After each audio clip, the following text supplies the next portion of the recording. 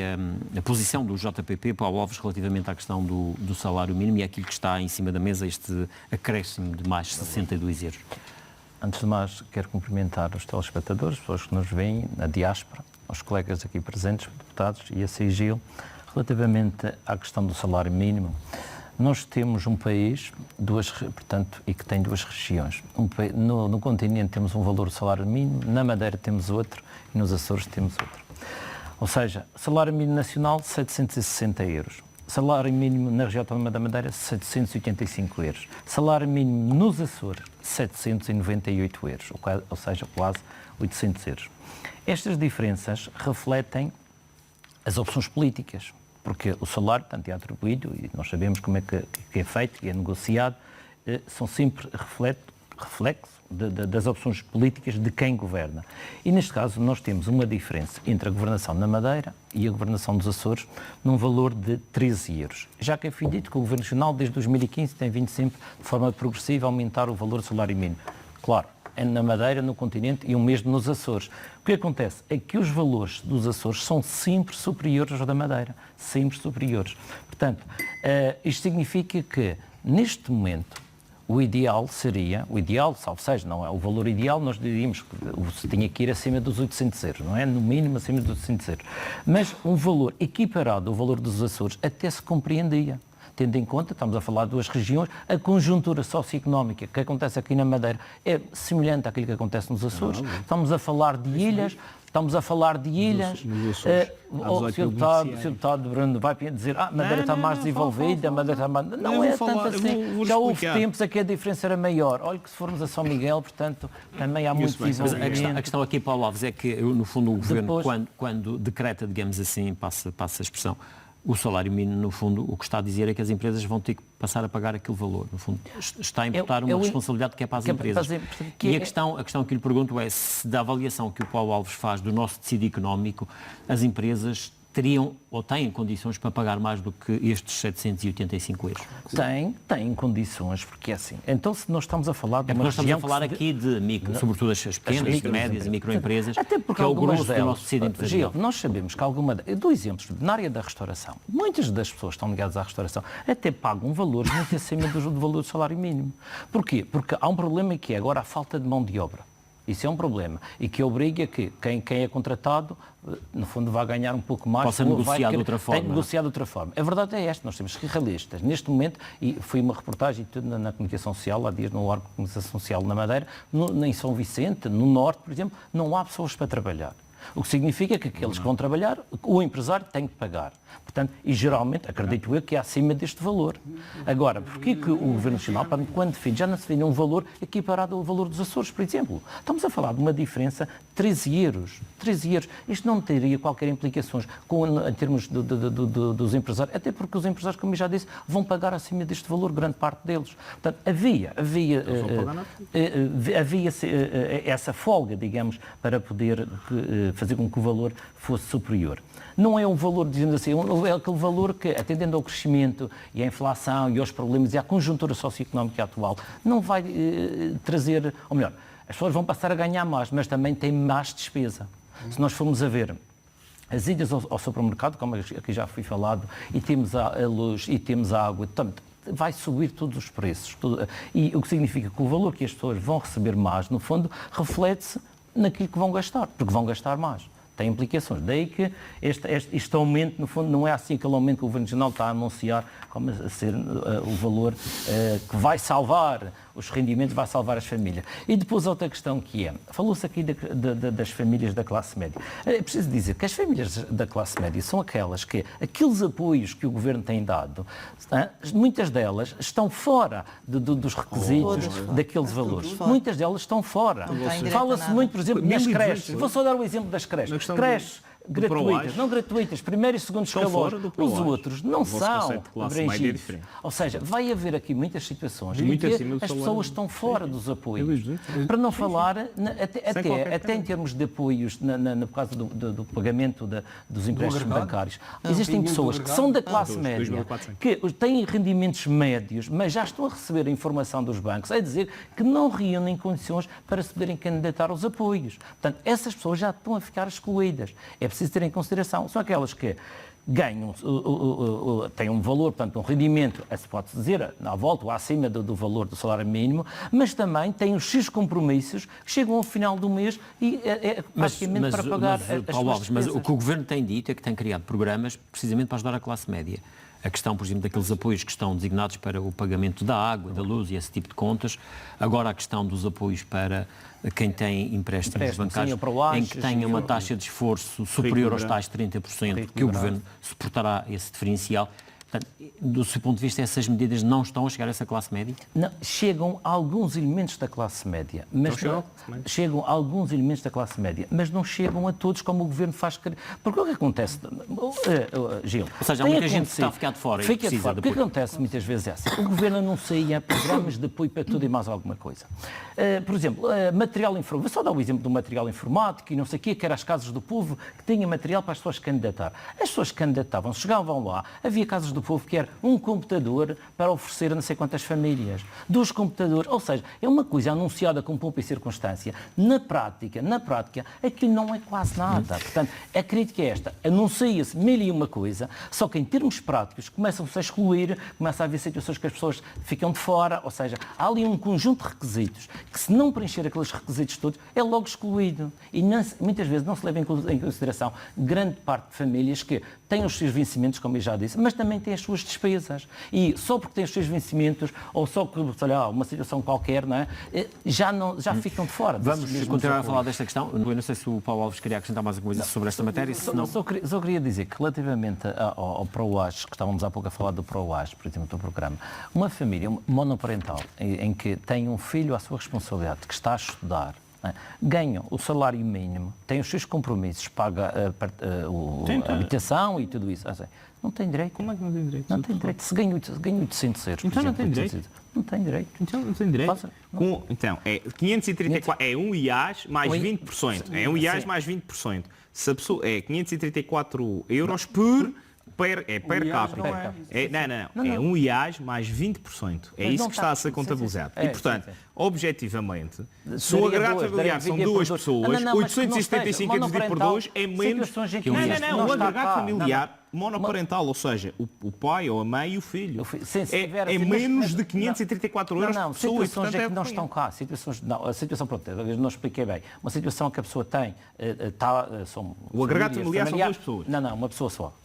A própria pessoa. Então, se é o próprio, não tem o filho a estudar. No exemplo que estavam a dar, tinha o filho a estudar. Tem o filho a estudar, mas assim... Faz parte do agregado, em termos fiscais. Não faz cá, porque imagina que saiu, está fora, não vive... Então não tem residência fiscal. Então não tem residência fiscal, faz parte do agregado. Mas do ponto de vista fiscal não faz parte do agregado. Mas são os tais requisitos que... Mas o conceito é igual em todo o país. Mas é isso que eu digo.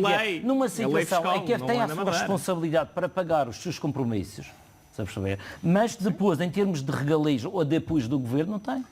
Porque não tem a mesma morada fiscal.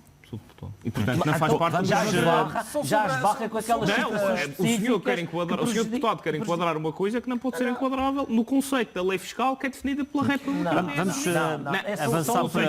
São só exemplos que, em termos práticos, no fundo, começam a excluir as pessoas. Mas o que é dramático nesta situação que é o facto de existir pessoas que recebem um salário... Contratar estas pessoas e possam legalizar estes postos de trabalho. Paulo Alves. Relativamente a esta matéria... Não sei se na sua junta de freguesia também tem potes. Também temos potes. É bom recordar. O Paulo Alves é presidente da junta de freguesia de Santa Cruz. Tem potes e reconhece a importância dos potes no normal desenvolvimento do discurso da ação comemorativa. Mas isso eu passo a explicar esta questão dos potes. Para já, há que diferenciar entre os programas ocupacionais temporários e os estágios profissionais. O estágio profissional é ligeiramente diferente porque é o primeiro contacto, muitas vezes, com o mundo do trabalho, portanto, aí há que ter... É um investimento na formação, digamos assim, quase. Exatamente. É algo que é a continuidade, sai da formação, portanto, e vai para o mercado de trabalho, portanto, para a prática, a praxis do mundo do trabalho.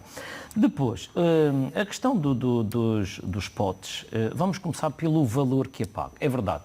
aqui estamos todos de acordo. O valor que é pago é muito baixo, é um valor irrisório, portanto 432 euros, por aí assim, portanto é um valor que não se compreende muito, baixo. que não seja sequer equiparado a um salário Ao mínimo. salário mínimo, exatamente. Depois trabalham, fazem 6 horas por dia, 5 dias por semana. Ao fim de 6 meses têm direito a 5 dias de descanso. Portanto, se tiverem menos de 55 anos, trabalham durante 1 ano. 12 meses. Já foi 9, portanto agora é 12 meses. Se tiverem mais de 55 anos, são os pós, portanto os séniores, trabalham durante 24 meses. Portanto, é isto que, no fundo, em termos práticos, que acontece em relação aos pós. O que, na perspectiva da instituição que os tem, é uma vantagem. A instituição que o tem, porque não tem uma despesa com aquele salário. O subsídio de alimentação, mais o subsídio de transporte, se a distância entre a residência e o local de trabalho é mais de 2 km, portanto, paga também, tem direito ao subsídio de transporte, que é o equivalente ao valor do passe que as pessoas pagam. Portanto, depende do lugar onde vive. Portanto, serão à volta de 150 euros tudo junto, a subsídio de alimentação e o transporte. Talvez nem chega. Depende do valor do passe. E tem um trabalhador que em condições normais gostaria àquela instituição, àquela entidade, 1.500 euros. Por isso é que eu estou a dizer, o valor que recebe é muito baixo, portanto não se compreende que seja um valor tão baixo.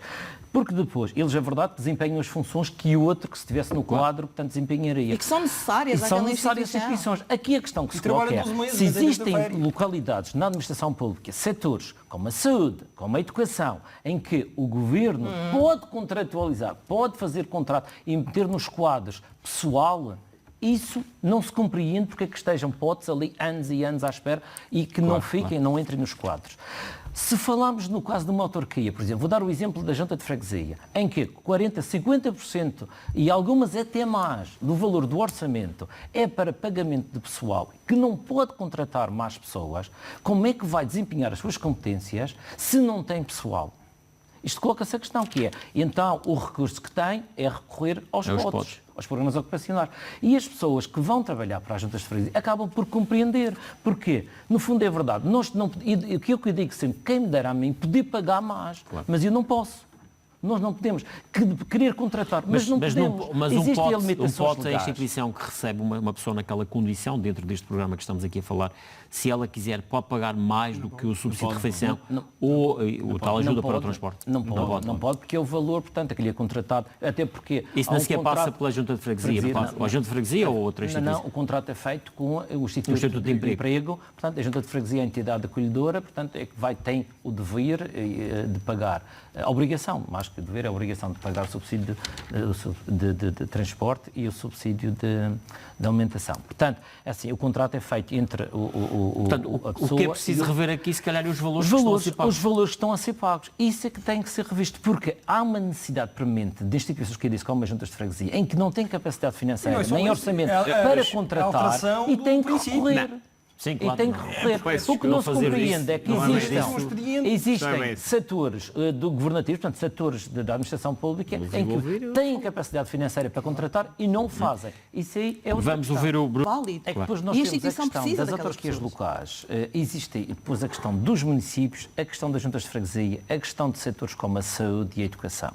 As escolas, existem escolas, como aqui já foi dito, existem escolas que dependem, por exemplo, para ter auxiliares, têm que recorrer ao Instituto de Emprego. Tem que ser pessoas a fazer para o seu funcionamento normal do dia a dia, não é? Exato, porque depois levanta-se outra questão aqui, é o perfil das pessoas que vão trabalhar para uma escola. Muitas vezes já aconteceu situações em que as pessoas não reúnem o perfil para lá estar a trabalhar com crianças. Isso é outra questão que se coloca. Portanto, isso aí há que haver uma certa sensibilidade de também quem as coloca lá. Porque as autarquias locais podem, e isso acontece, as autarquias locais no fundo, pode pedir, se tem direito a 3 potes, por exemplo, pede um pote, pode solicitar um pote e vai nomear, no fundo, pedir um pote àquela pessoa, uma pessoa conhecida, que até muitas vezes dão um nome na junta de freguesia. Há uma certa triagem. Exatamente. No caso quando isso não acontece, como nos setores da saúde e da educação, é o próprio Instituto de Emprego que envia para lá. Muitas vezes, quando colocam a pessoa, nem sabem se a pessoa tem perfil ou não. É uma pessoa que está inscrita,